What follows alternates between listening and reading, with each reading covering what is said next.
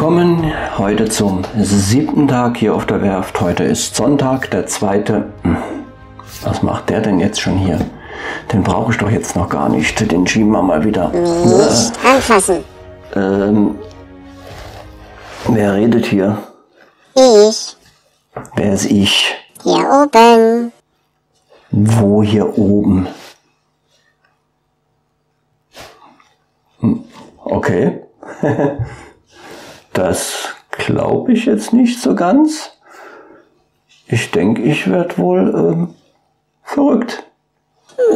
Das mit dem Verrückt wollen wir mal nicht ausschließen. Hey, jetzt werde ich hier schon von einem Legostein beleidigt.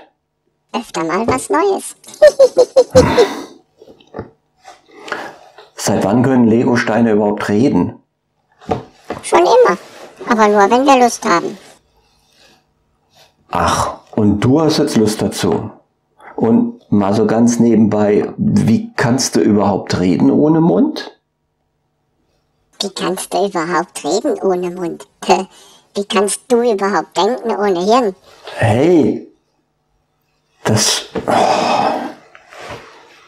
Tada! Na, besser so? Naja, da bewegen sich ja gar keine Lippen. Ich rede ja auch mit dem Bauch. Du hast ja gar keinen Bauch. Was man von dir ja nicht sagen kann. Hey, es reicht jetzt. Ich würde auch mal gerne anfangen. Ganz nebenbei die Zuschauer warten. Welche Zuschauer? Ja, ist gut. Also, wenn du da oben deinen Job machst, nämlich die Steine zu zählen, dann kann ich damit leben. Du musst damit leben. Nein, ich kann damit leben. Darf ich? Begrüßung, Klappe die 2. Hallo. Hallo. Heute ist Sonntag, der 2. April. Willkommen hier zum 7. Tag auf der Werft.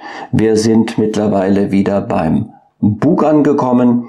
Heute werden auch die ersten Beleuchtungselemente aus dem Light-Kit Game of Bricks verbaut. Genauer gesagt die Bullaugenbeleuchtung. Ja, und damit würde ich sagen, legen wir los. Ja, ich habe hier schon soweit vorbereitet. Die Tüten Nummer 3 steht heute an. Es war diesmal nur eine große Tüte. Die habe ich hier auch schon reingeschüttet. Und keine große Überraschung.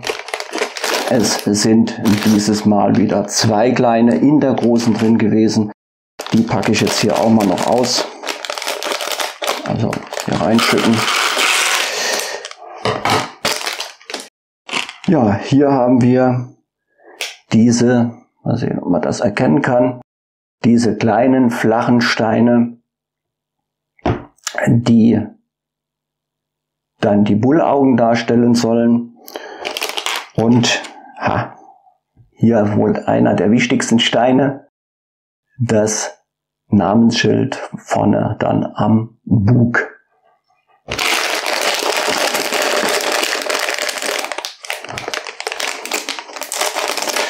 So, die hier auch noch.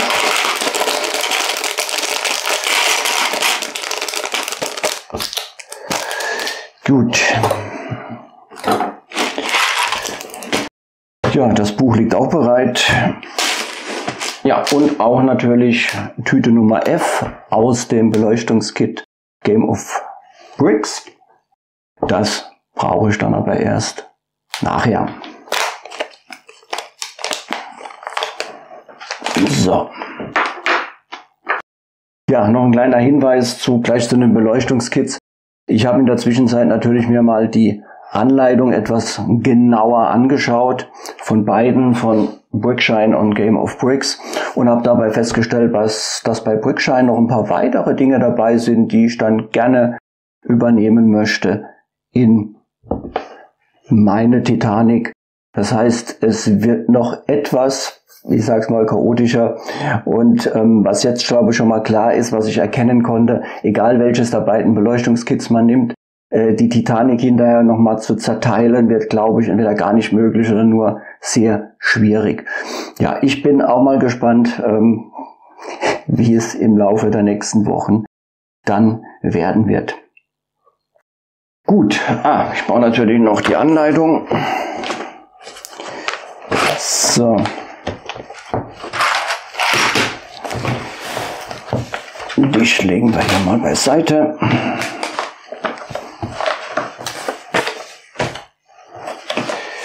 Ja, also Tüten Nummer 3 geht dann gleich los.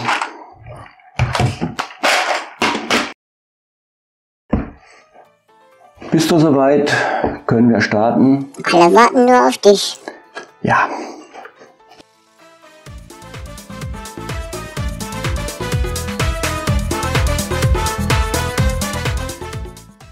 Oh ja.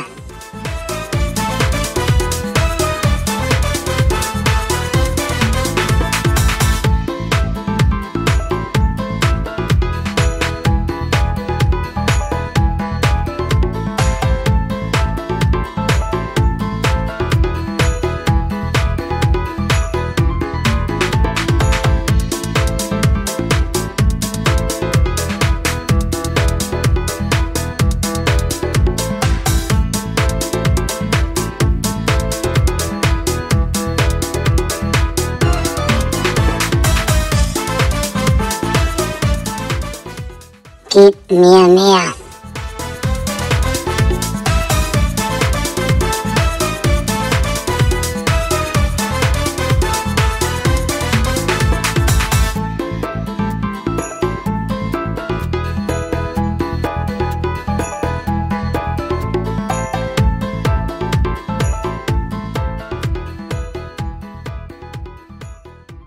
So, jetzt ist er soweit.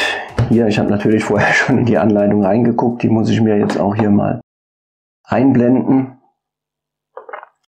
weil natürlich das Ganze, ja,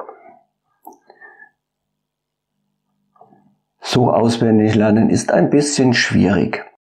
Also hier kommt jetzt dann gleich das erste Mal etwas aus dem Beleuchtungskit. So habe ich sie denn jetzt hingelegt. Da. Die Pinzette habe ich sicherheitshalber auch mal bereitgelegt, falls ich sie brauche. Also es kommt jetzt Tüte F. Die packe ich jetzt natürlich auch mal aus. Ja, falls sich jetzt jemand wundert, warum ich mich umdrehe, wer das letzte Video gesehen hat, weiß vielleicht warum. Weil als ich das letzte Mal diese Tüte hier ausgepackt habe, sofern sie das möchte, da bekam ich dann einen kleinen Schlag auf den Hinterkopf und deswegen, ja. Und das ist jetzt doch mal wieder schön. Jetzt. So. Sicherheitshalber nochmal nach hinten schauen. Ja, hier sind diese Lego-Steine jetzt eben versehen mit LEDs. Und die benutze ich jetzt eben. Das eine ist für die andere Seite, das kann ich erstmal beiseite legen. So. Ja, ich werde jetzt den ersten Teil, der wird in Zeitraffer laufen, da ich nicht genau weiß, wie lange ich dafür brauche, weil ich nicht genau weiß, wie ich das direkt auf Anhieb hinbekomme. Vielleicht sollte es dann besser jemand anderes machen. Und bei der zweiten Seite dann, wenn ich hoffentlich es vernünftig hinbekommen habe im ersten Teil, dann zeige ich das Ganze dann auch mal aus der Nähe, wie das dann aussieht. Nicht wundern, wenn ich jetzt zwischendurch in diese Richtung schaue, da habe ich die Anleitung und da gucke ich natürlich dann ab und zu mal hin. Gut, ja, dann geht Zeitraffer jetzt weiter.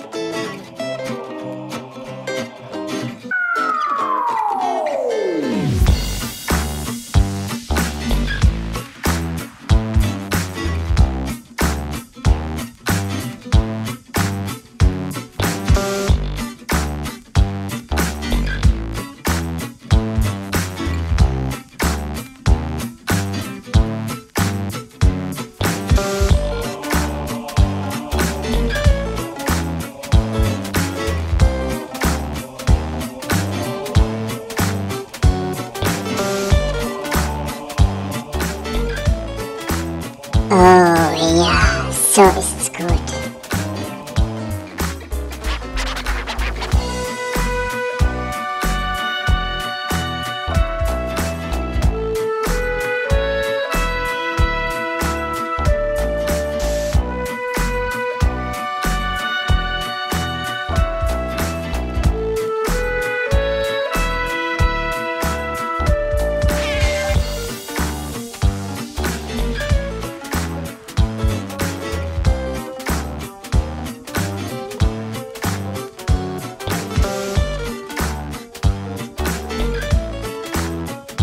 Naja, Baby.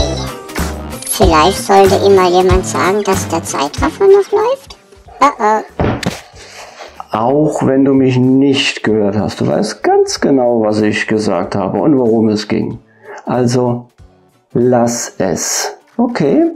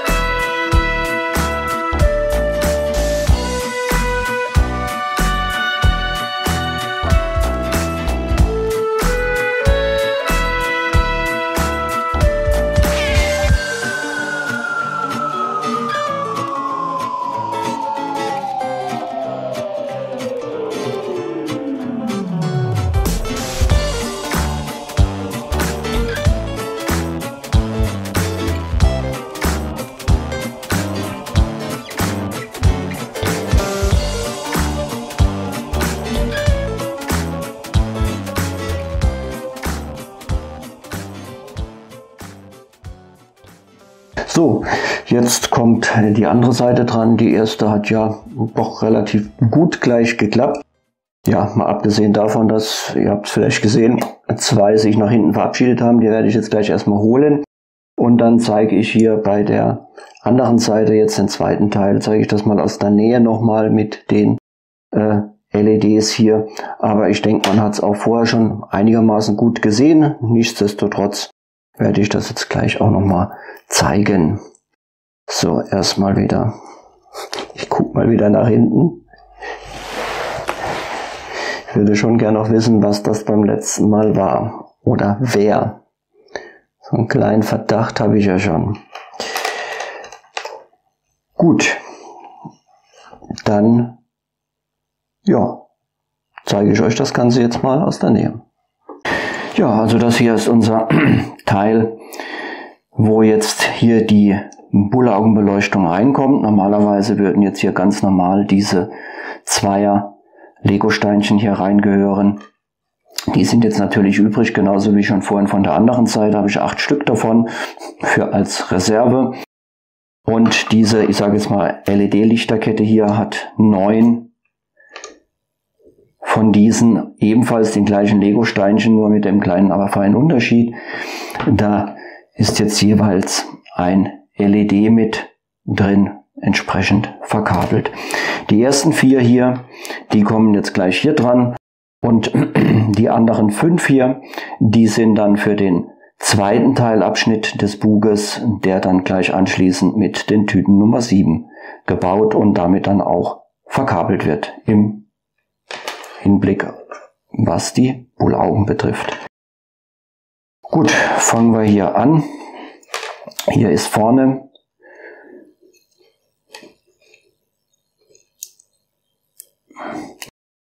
manchmal geht es ein bisschen besser, manchmal ein bisschen schlechter, hier diese Steinchen draufzusetzen, je nachdem wie das LED gerade sich positioniert hat.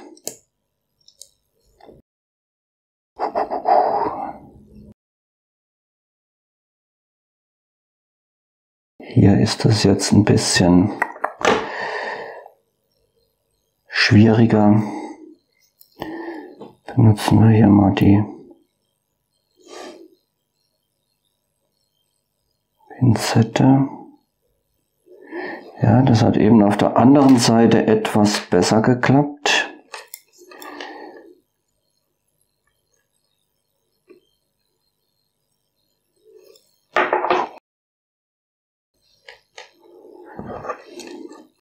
Man kann natürlich auch nicht zu sehr Gewalt anwenden.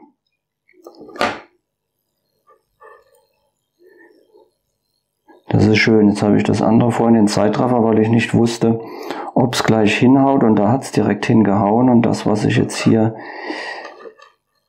in Großaufnahme zeigen will, macht dann jetzt Probleme. Das ist dann eben, wenn man das hier alles in dem Sinne live macht. So, jetzt. Ja, und genauso geht es hier dann weiter. Nur andersherum, so rum.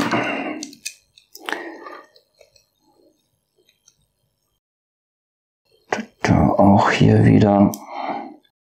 Ja, also ich merke schon und ihr merkt natürlich auch schon, das ist schon etwas, ja, was Geduld erfordert. Das steht übrigens auch genauso drin in der Anleitung, dass man, was die ganze Verkabelung betrifft, etwas Geduld haben muss. So, wenn die Steinchen auch nicht ganz plan sitzen, das ist teilweise auch gar nicht möglich, habe ich auch schon in der Anleitung gesehen. Also wer dann später überall komplett glatte Oberflächen sich erhofft, wenn er diese Leuchtkits verwendet, den muss ich schon ein bisschen enttäuschen, weil an manchen Stellen geht es gar nicht, weil die Kabel entsprechend rausgeführt oder unten drunter durchgeführt werden müssen.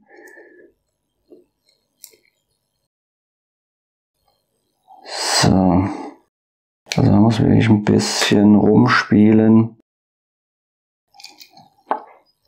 Oh, da ist jetzt das LED komplett verrutscht.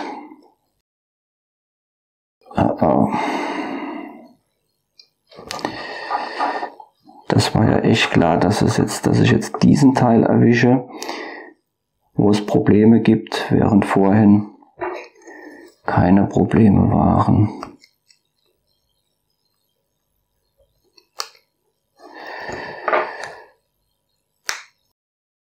So.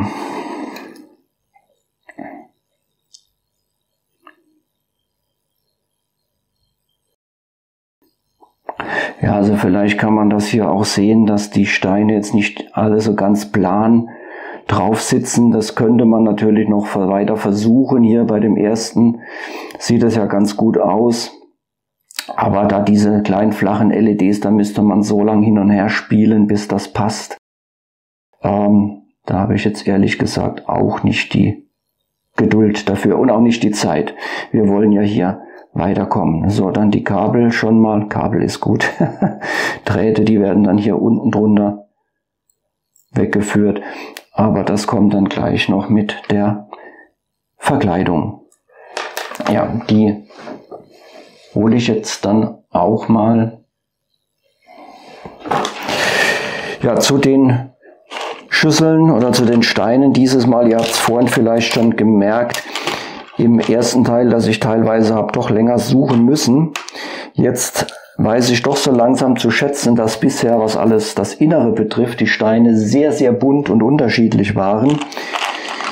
Hier die ganzen Kleinteile habt ihr ja gesehen, ihr seht es auch jetzt vielleicht noch, sind ja alle schwarz, weitestgehend so gut wie alles schwarz. Und da dauert das Suchen dann doch schon mal etwas länger, wie ich jetzt gemerkt habe.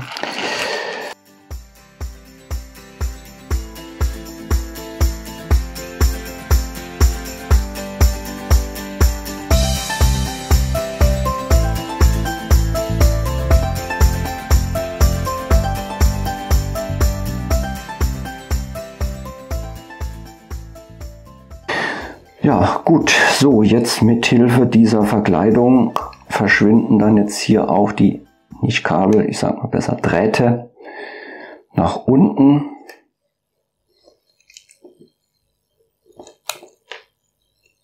So.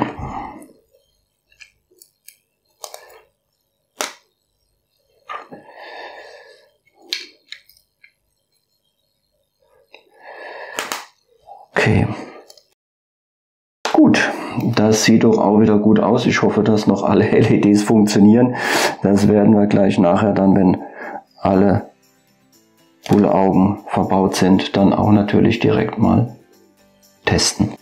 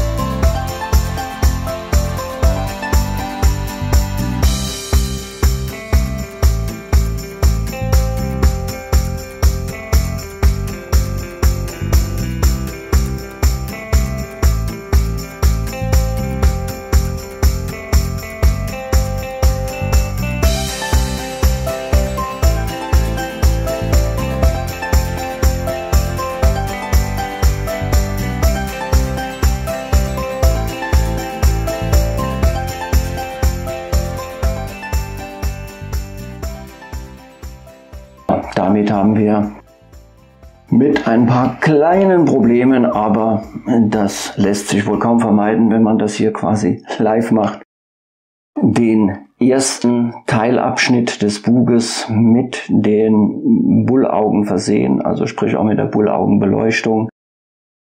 Hier einmal die Steuerbordseite und hier die Backbordseite. Ja, und ihr habt jetzt vielleicht auch schon gesehen, oder ihr seht jetzt mit Sicherheit auch schon, dass jetzt hier mit diesen ganzen Kabeln, die jetzt hier rumhängen oder Drähten, die hier rumhängen, ist das jetzt schon alles ein bisschen schwieriger. Und ja, das wird ja noch deutlich interessanter, weil ja noch viel mehr, je weiter es da nach oben geht. Es geht jetzt ja erstmal ganz wieder bis nach hinten zum Heck. Und je weiter es da nach oben geht, desto mehr Beleuchtung kommt ja dazu. Also ich habe da schon ein bisschen Bammel davor, wie das dann laufen wird. Gut, ja, das lief auch zumindest doch mal so weit richtig super, würde ich mal sagen. Und wenn ich mir mal den Counter da oben anschaue, sehe ich, dass wir jetzt hier in den Tüten Nummer 3 190 Steine verbaut haben, und ihr seht dann ja auch dort oben, dass wir jetzt insgesamt 2118 Steine haben. Ja, wie gesagt, lief doch richtig gut. Ja, dank mir. Und dir natürlich. Geht doch. Geht doch. So, dann geht es direkt weiter mit Tüten Nummer 7. Das kann jetzt erstmal beiseite, weil jetzt geht es hier weiter mit dem zweiten Teilabschnitt von dem Bug. Ja, zunächst aber mal, es ist mal wieder was übrig, nicht viel, aber 2 Kleinstteile reicht ja auch. So, wir kommen direkt mal hier weg.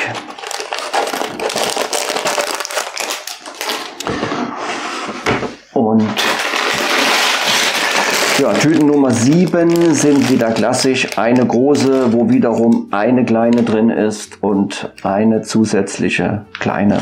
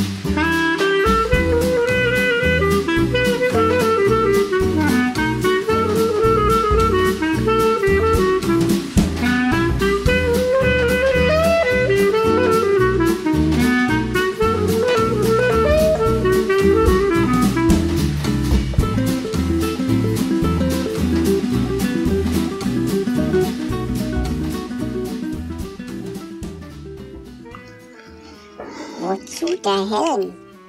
Das sind Legosteine. Wenn, müsstest du dir Sicherheitsschuhe anziehen. Ja, der Helm und der Blaumann, das dient einfach nur, um hier ein bisschen mehr Atmosphäre zu schaffen. Ich bin ja hier quasi auf einer Werft, auf einer Baustelle, wenn man so will. Aha, eine sehr saubere Baustelle.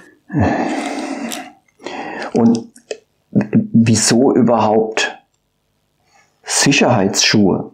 Na, dann leg mich mal auf den Boden und lauf ohne Schuhe auf mich drauf. Oh ja, ouch. Da war was, ich erinnere mich. Manche von euch vielleicht wahrscheinlich auch. In Socken oder barfuß. Tat ziemlich gut. Tut auch heute noch gut, wenn es passiert. So, jetzt bin ich aber hier wieder ein bisschen abgelenkt, muss mich mal wieder konzentrieren.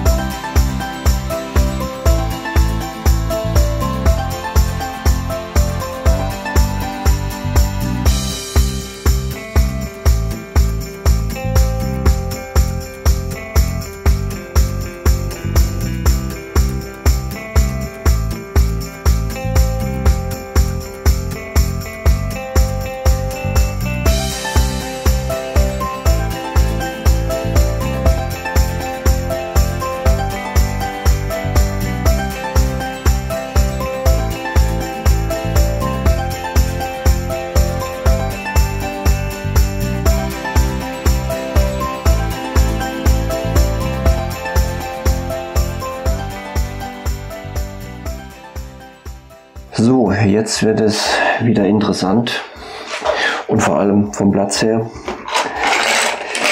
Aber hier kann ich schon mal umfüllen, weil hier kommen jetzt die nächsten Bullaugen, 5 Stück, beziehungsweise 5, die beleuchtet werden. Das heißt, hier brauche ich jetzt auch den anderen Teil.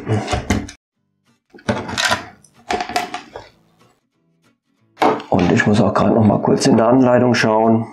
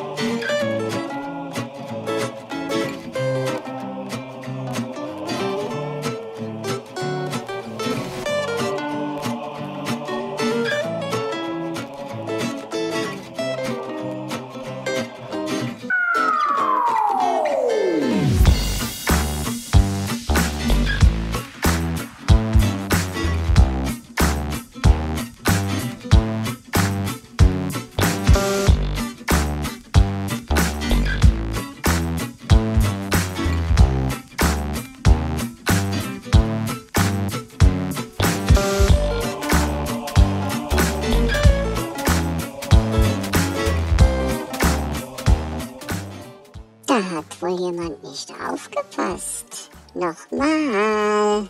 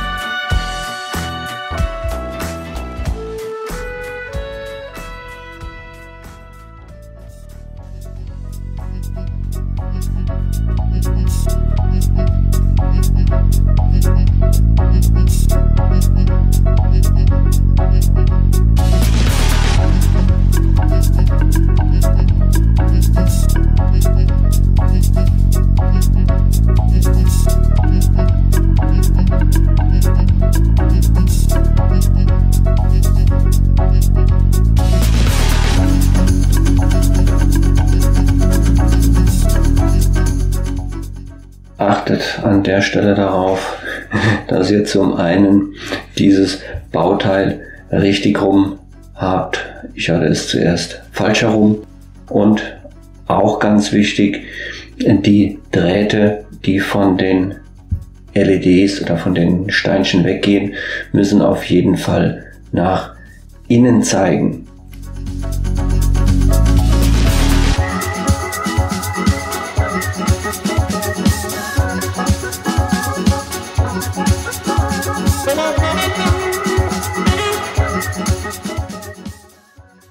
An dieser Stelle auch wieder ein wichtiger Hinweis, wenn ihr gleich die schwarzen, flachen Lego-Steine, die Platten quasi zur Abdeckung draufgesetzt werden, achtet an dieser Stelle darauf, dass die Drähte, die hier im Übergang liegen, auf der Seite bleiben, auf der sich auch die Lego-Steine mit den LEDs befinden.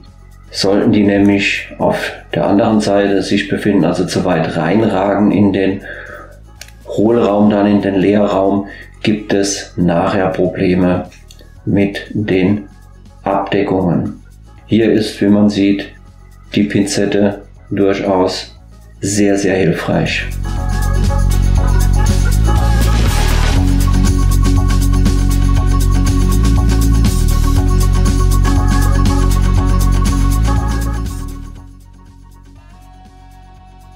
Hier kommen jetzt diese Abdeckungen mit so einem kleinen abgeschrägten Stein, der sich in den Leerraum quasi reindrückt, kommen da jetzt drauf. Würden hier jetzt die Drähte zu weit in den Leerraum reinstehen, dann wird es schwierig, weil da sehr wenig Luft, sehr wenig Spiel ist, um diese Drähte eben quasi nach unten zu drücken. Deswegen war es so wichtig, dass man vorher darauf geachtet hat, dass die Drähte immer auf der Seite liegen, auf der sich auch die LEDs befinden.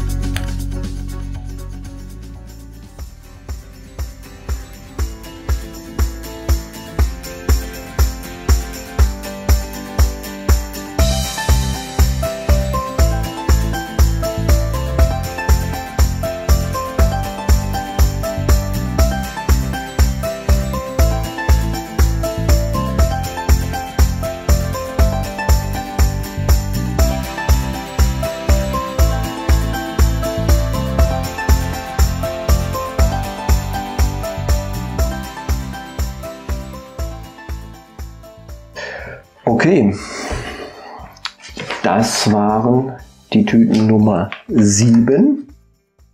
Die gesamte Bullaugensektion hier vom Bugteil. Und die hier sind jetzt natürlich wieder übrig, diese 10, weil ja dafür die LED-Steinchen, sage ich mal, hingekommen sind. Und jetzt wollen wir das Ganze natürlich auch mal testen.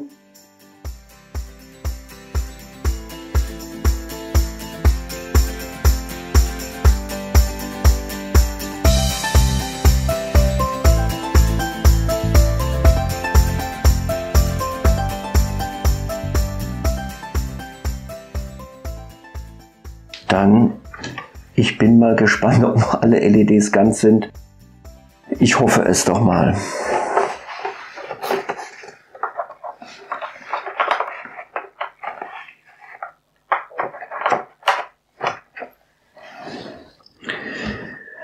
Also auf dieser Seite, wie man sieht, leuchten schon mal alle 9. Und die andere Seite, ich versuche es mal rumzudrehen, auch hier können wir Erfolg vermelden. Alle 9 oder eigentlich, wenn man will, alle 18 Bullaugen leuchten. Und wie findest du es? Schön. Ja, dem kann ich nur zustimmen. Ja, und damit haben wir es für heute auch geschafft. Tüten 7 sind verbaut. Die ersten Elemente, Leuchtelemente aus dem Kit Game of Bricks sind damit auch verbaut. Ich lasse es jetzt hier einfach mal so stehen. Das haben wir echt gut gemacht. Und wenn ich richtig sehe, haben wir 341 Steine. Ich hoffe, du bist jetzt richtig mitgekommen durch den Wechsel zwischen Nahaufnahme und Normalaufnahme. Aber 341 lese ich da oben. Das heißt, insgesamt haben wir dann jetzt 2269 Steine. Und ja, das werde ich jetzt natürlich auch hier wieder notieren. Jetzt muss ich gerade noch mal bei den Tüten Nummer 3, da hatten wir 190. Und jetzt bei Tüten Nummer 7, okay, das muss ich jetzt ausrechnen, 341 minus 390, das sind dann 151.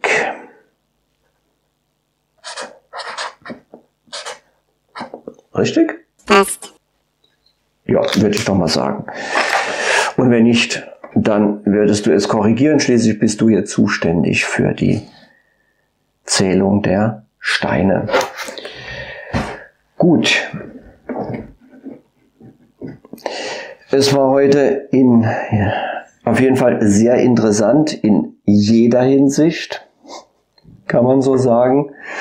Und ich gehe jetzt auch mal davon aus, dass ich jetzt in Zukunft wohl nicht mehr alleine hier bin. Darauf kannst du einen lassen. Oh je. Oh gut, ja. Noch ein kurzer Hinweis, bevor es jetzt dann gleich vorbei ist. Ab sofort kommt bei jedem Video noch vor dem Abspann immer eine Kamerafahrt entlang der gesamten Titanic, damit man sieht, wie weit das Ganze jeweils immer schon gediehen ist, weil man sieht das ja hier aufgrund des Platzmangels, den ich hier habe, nicht immer so gut, wie weit die Titanic jetzt schon im Gesamten gebaut ist. Deswegen dann gleich, bevor der Abspann kommt, dann einen Gesamtüberblick hier über die Titanic. Ja, das war's dann für heute. Oder genauer gesagt, wir verabschieden uns damit. Tschüss. Ja, tschüss auch von meiner Seite. Bis zum nächsten Mal.